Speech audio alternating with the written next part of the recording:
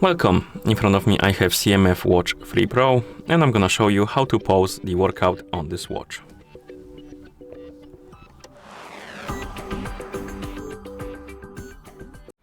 So let's say we have a workout going already and you want to pause it. To pause the workout you can press the crown button to open the pause menu, and then you can tap on the pause icon or button rather, and now the workout is paused. So if you go back to the workout page, it should be paused.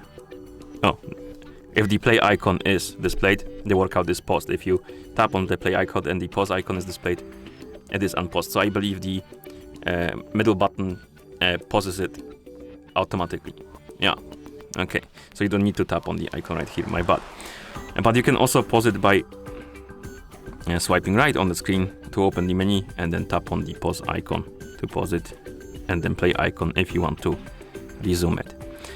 Okay, can you resume it by pressing the button again? Yes, you can. Okay, so you can pause it by pressing the button.